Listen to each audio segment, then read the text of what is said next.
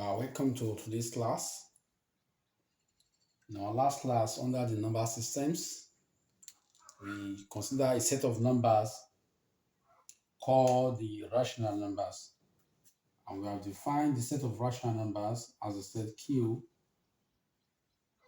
given by the quotient A over N, where A is a set of integers and N is a natural number. Okay. So under the properties of these rational numbers, we have said that these rational numbers is a field. Okay, it is so because it satisfies the axioms or all axioms of field. Okay, that is the addition and multiplication properties, each of which has some commutative property, associativity property, identity, and the inverse law. Okay, so since these rational numbers has no subset, which is a field, which satisfies the field axioms, then we say this rational number is a prime field. Okay, is a prime field. Okay, because it has no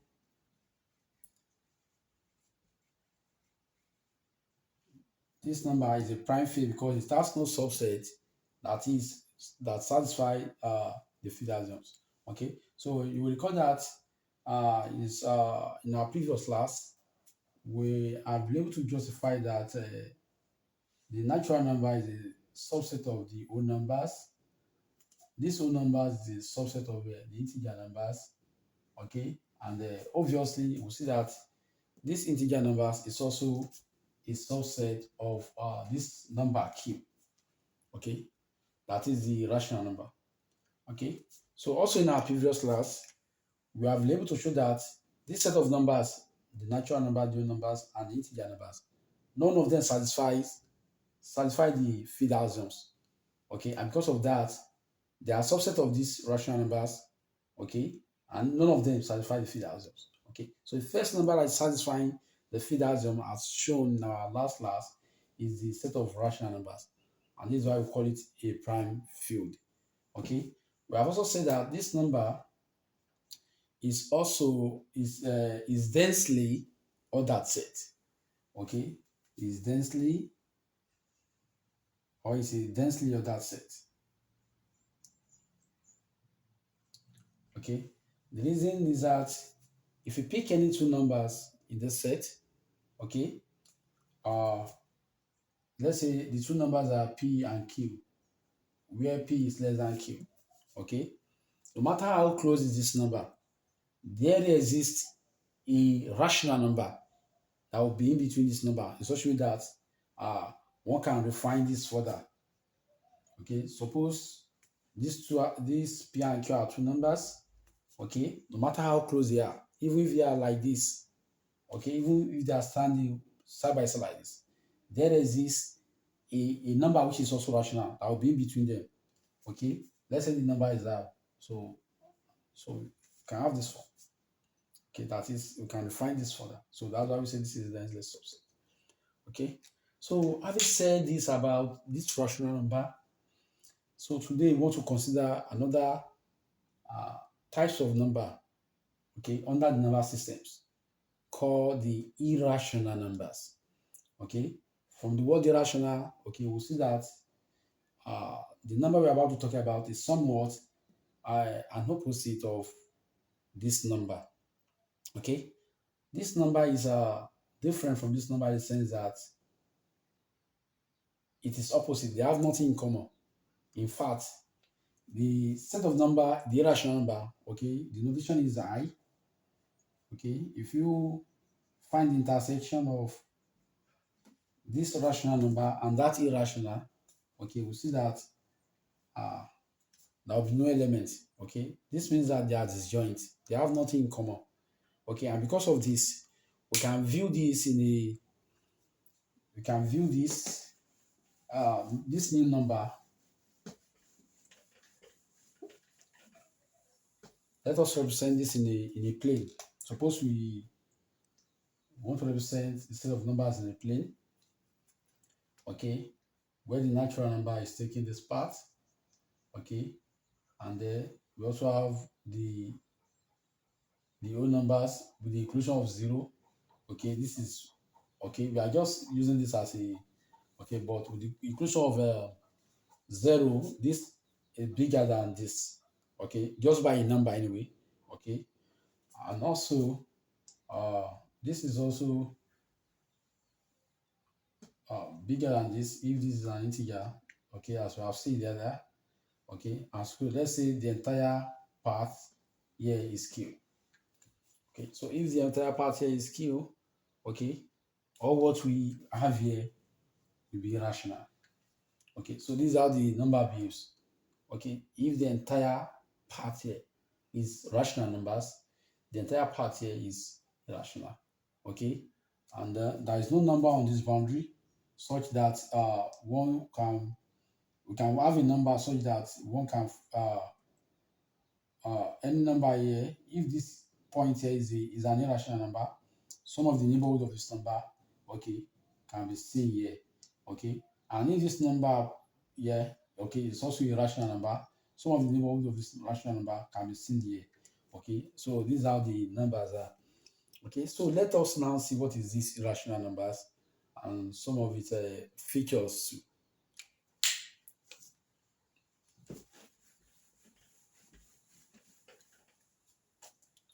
So irrational number.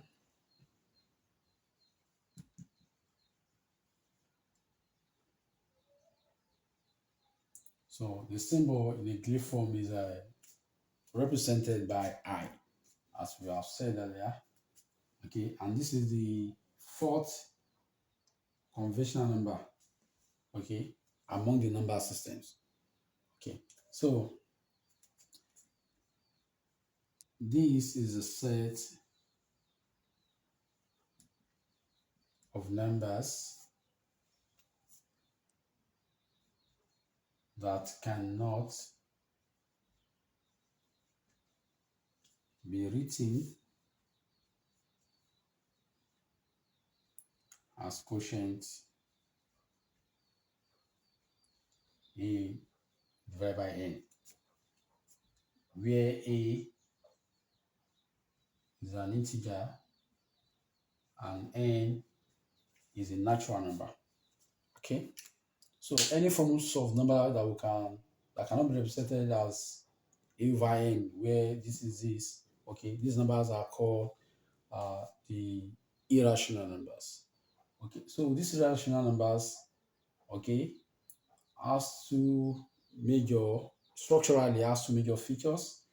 Okay, you will recall that under the rational numbers, these same structural features have been said for the rational numbers.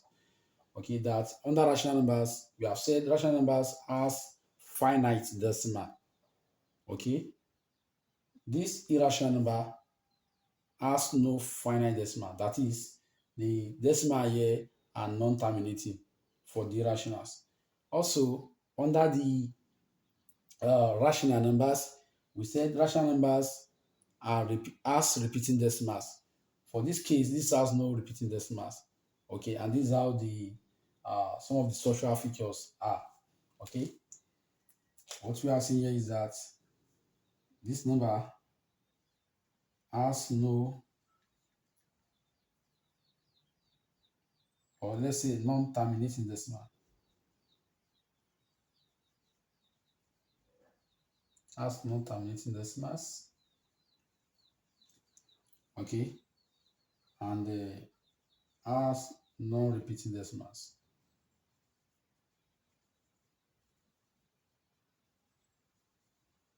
Okay, so you will recall that this is somewhat the opposite of that of rational numbers, where we say that rational number has terminating decimal. That's the case of a finite decimal, and for this we say it has repeating decimal. That's the case of when we say a number under rationals. Okay, the number 1/3. 1/3 gives 0.3333. That is repeating. But for irrational, there is nothing like such. Okay. for irrational numbers. Okay.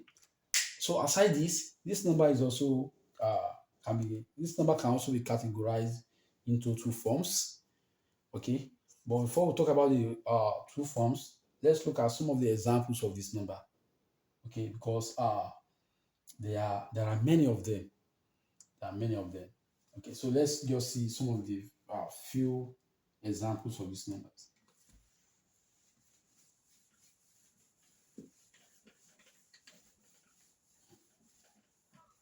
So examples of irrational numbers.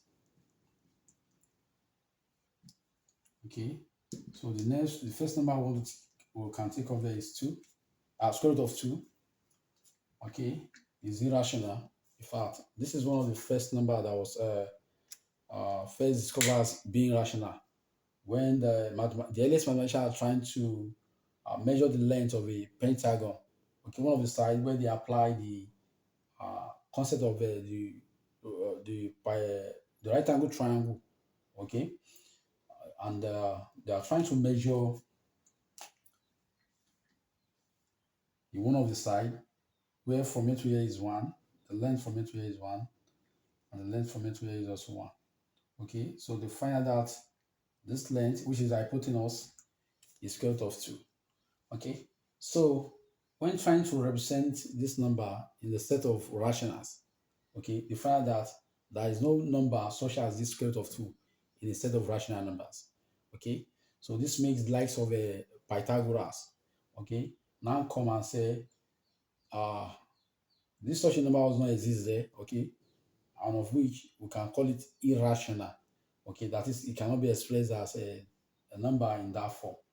Okay, so this is one of the first number, and the number was named after Pythagoras, called the Pythagoras number. Square root of 2 is the Pythagoras number. Okay, so we also have some numbers such as exponential.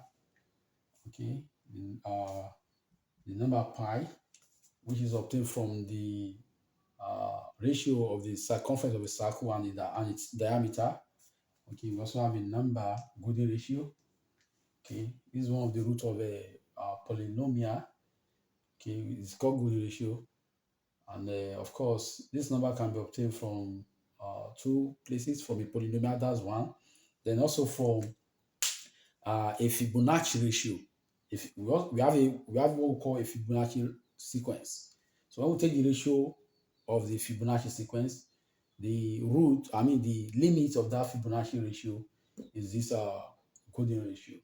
Okay, and after all this, uh, the square root of all prime numbers, the square root of all prime numbers,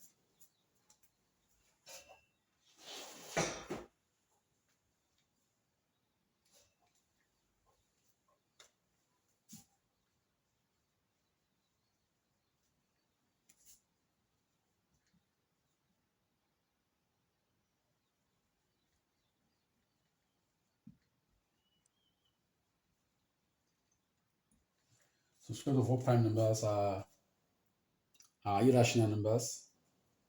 Okay, also square root of composite numbers.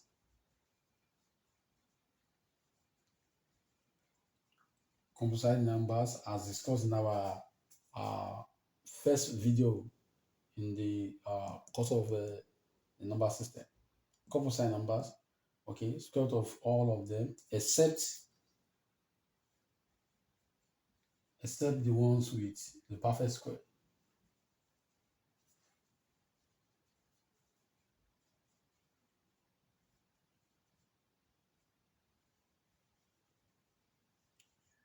Okay, that is under the composite number. The number 4 is a composite number. But when we take this square of that, okay, or the square root of that, we see that square root of 4 is 2. The same thing happens to 9. 9 is a composite number. Okay, but when we take the square root of 9, we have 3. Okay, except those numbers are not part. Okay, if you say square root of 5, I mean, yes, square root of a number, square root of 6. Okay, 6 is a composite number because we can break 6 down into 2 times 3. Okay, that's composite number. So the square root of 6 is a prime number. Okay. So also we have many of them, such as let's progress to cube root. Okay, cube root of all prime numbers. Okay, are also irrational numbers. Okay, are also cube root of composite numbers, except the one with perfect cube. Okay, let's say for example here, if I'm taking the cube root of all composite numbers, the first number I will consider as not with a perfect cube is 8. The cube root of 8 is 2. Okay, and because of that, in that case, 2 will not be part, 8 will not be part. Okay, so and so on and so forth. Okay, so those numbers are all prime or are all irrational numbers. So let's consider the two major uh, parts of irrational numbers. Okay, so all these numbers we have classified here, let us classify them into two major parts. Okay, so these are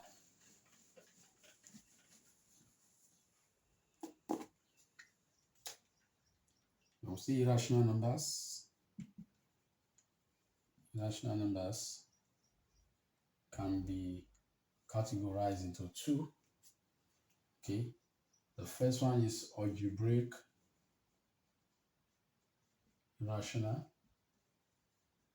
algebraic irrational, and the second one is transcendental, transcendental numbers. Okay, so what do we mean by algebraic irrationals?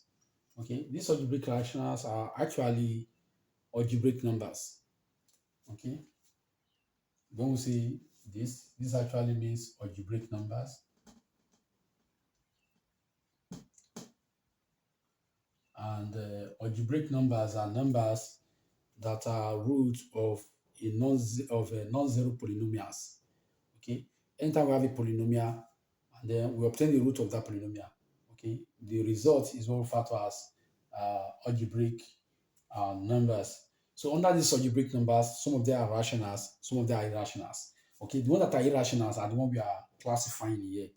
Okay, so the ones that are irrationals, for example, if you consider a polynomial p of x, okay, equal to x squared minus 2. Okay, for this polynomial has a root, as we have I rightly said earlier, has a root, square root of 2. Okay, so the root of this polynomial is square root of 2. And here, square root of 2 is an algebraic irrational. Okay, so that's taken. Let us also look at another one under the algebraic irrationals. The polynomial this has a root, okay, known as golden ratio, as we have rightly said. I think the golden ratio is one of the example we give earlier, and this is 1 plus square root of 5 divided by 2. Okay, so this number, okay, called the golden ratio, okay, is a root of this polynomial, and it is one of the number under the algebraic irrationals. Okay, so what you are seeing in essence here is that when we refer to as when we say algebraic numbers, these are numbers that are root of non-zero polynomials. Okay, so some of which are rationals and some of which are irrationals. Those that are irrationals are classified here.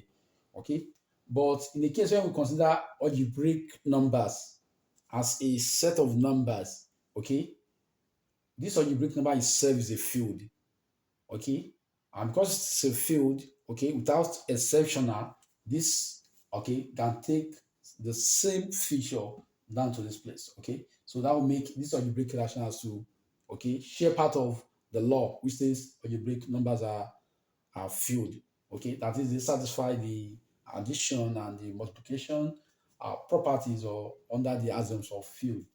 Okay, so we have many of them under the algebraic rationals. Okay, and then what we'll note here is that when we say algebraic numbers, okay, they are countably infinite, okay, just like that of irrational. Okay, you say here that some of the algebraic numbers here too are rationals, while some are irrationals. Okay, but for the fact that some of them are rationals here, okay, so this make that, okay, this make this algebraic numbers itself a rational number. Okay, I mean this make it is itself a field. Okay, so once it satisfy a field, any of its subsets such as this, okay, will also share part of the law. Okay, so these are what we refer to as the algebraic number. So under this, let's quickly look before we get to this transcendental number. Without the computational experiment, why do we say square root of 2 is an irrational number? Let's quickly look at that. We want to prove that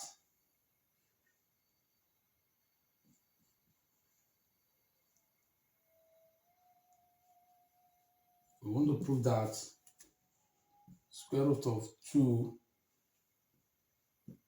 is an irrational number.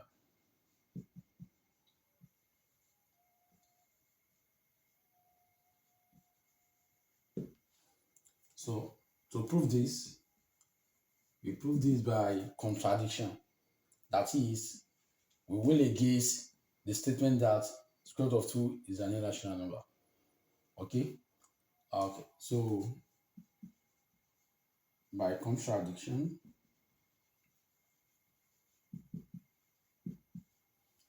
you will say, suppose that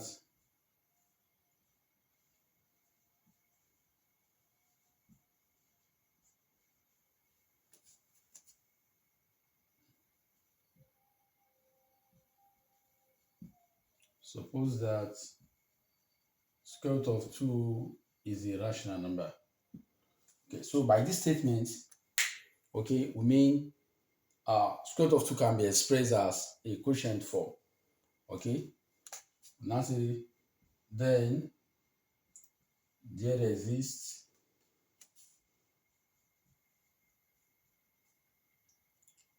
co-prime integers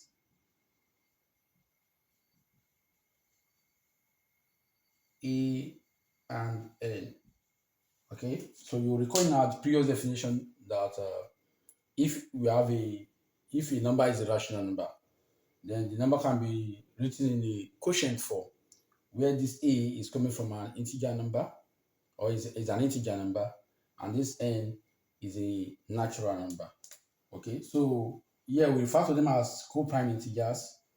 Okay, because that's how a rational number is expressed. So they are expressed as a quotient of a co-prime integers. So such that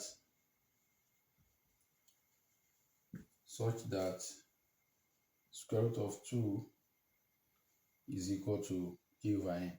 And what is the meaning of this statement, co-prime integers? What it means is that uh, both a and n have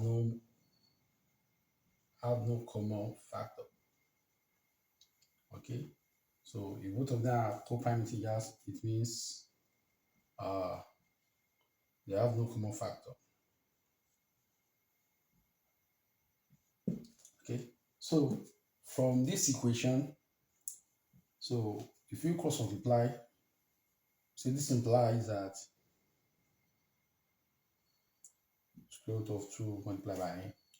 So if we take the square root of both sides, or if we take the square of both sides, okay, so this becomes a square equal to 2n squared. So a square being expressed as 2 multiplied by a square of an integer means a square is an even number. Okay, so this expression means a square is an even number. Okay, so let's come here and to make that. Okay, because any number we substitute for n multiplied by 2 will be an even.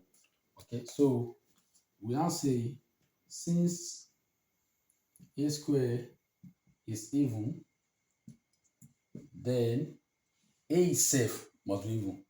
Okay, so one can check that anytime you have a number, the square of it is even. Okay, that number itself, okay, it's always even. Okay, so A must be even because its square is also even. Okay, so this means that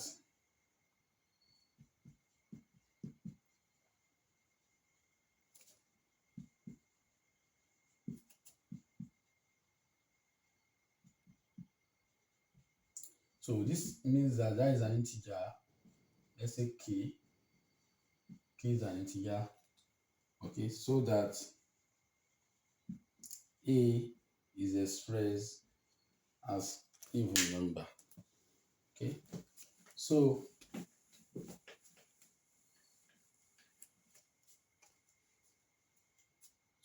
this is the meaning when we say A itself is an even number.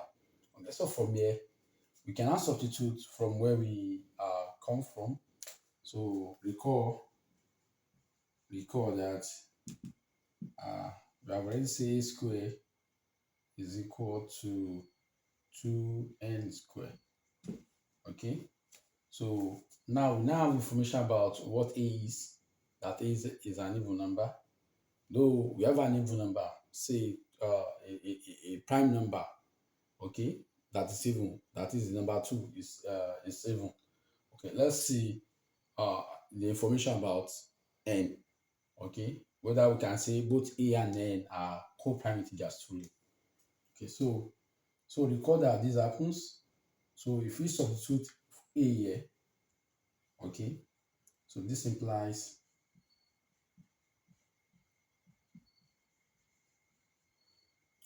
okay, to save more space, let's say, so if we square this will be 4k squared equal to 2n squared, and this implies um, n squared equal to 2k squared. Okay, so the statement here also does now this n itself, this n squared is also an even number. Okay, since n squared is even, okay, because n squared is expressed as a number and here multiplied by 2. Okay, so since n is even, then n itself must be even. Okay, so what we have shown so far is that the two number which we refer to as co-prime numbers, that is E and N, okay, we are able to show that both of them are even. Okay, so let's make this. So we have shown that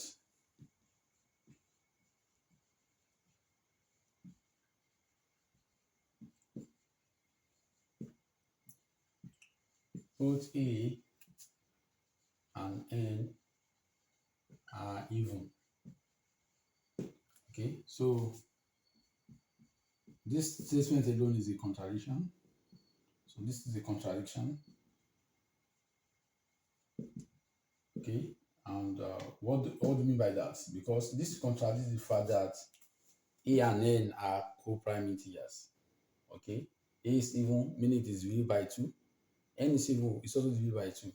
But our first assertion is that both of them has no common factors. Okay, so from here we have been able to see that both of them has common factors. So this contradicts the earlier statement. Okay, and there is no choice except that we jettison square root of 2 being irrational number. Okay, so we jettison that statement. Okay, that statement cannot hold. That is the meaning of the proof by contradiction. Okay, so it contradicts the fact that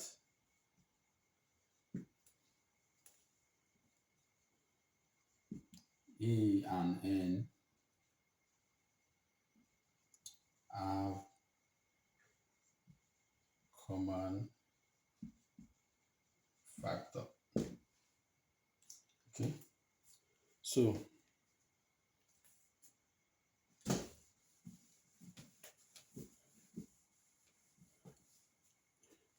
we say whence, comma, so square root of 2, that is, we cannot say square root of 2 is a rational number. Okay, so we get that statement that we made earlier and go for uh, the statement that says square root of 2 is an irrational number.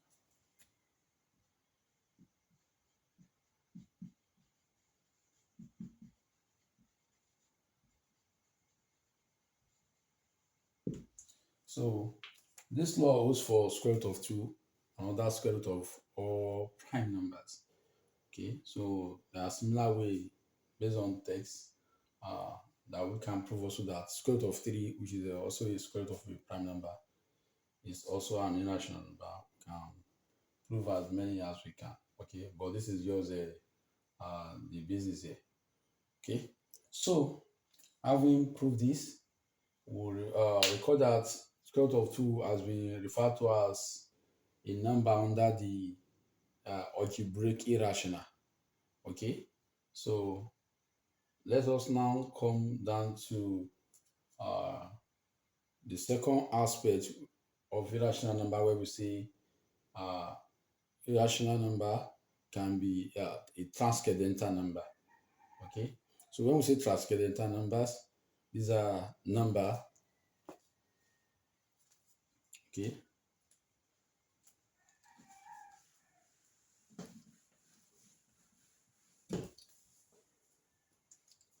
so that is the second part, transcendental numbers. So these are numbers that can that are not algebraic.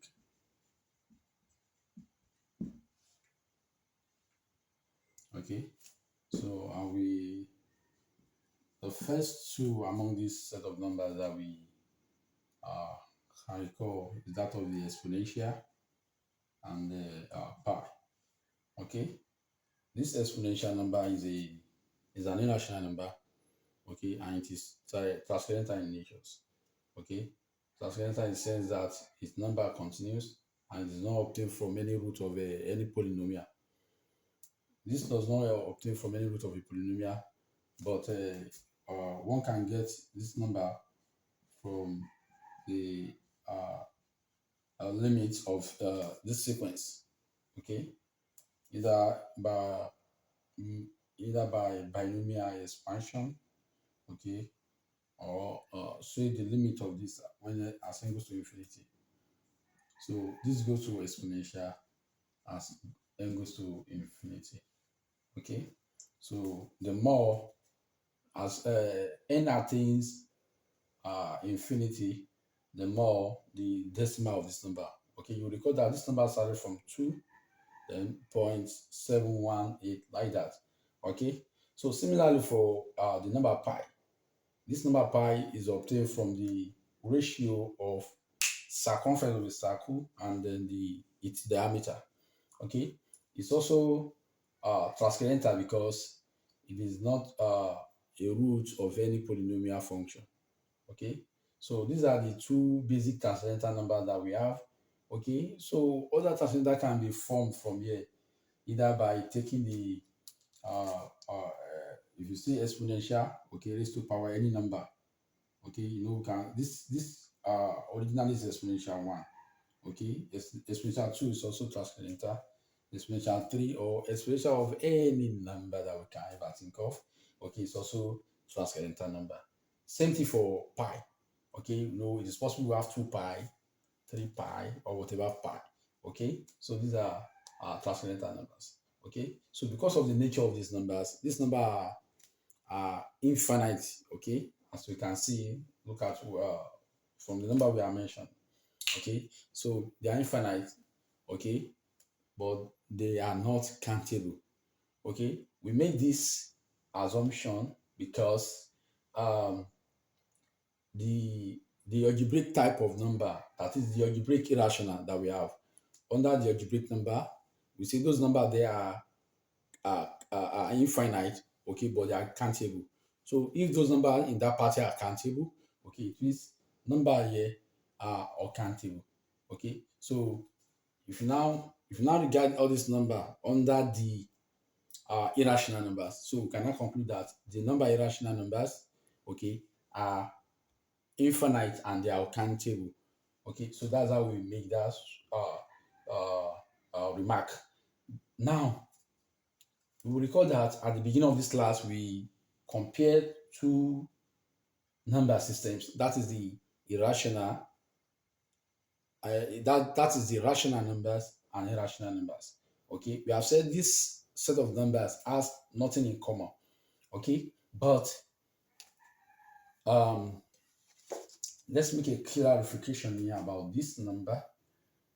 Okay, but if we represent any of this number, let's say q now, let's say q. If you represent q on this number line, okay, we will see that there will be many dots.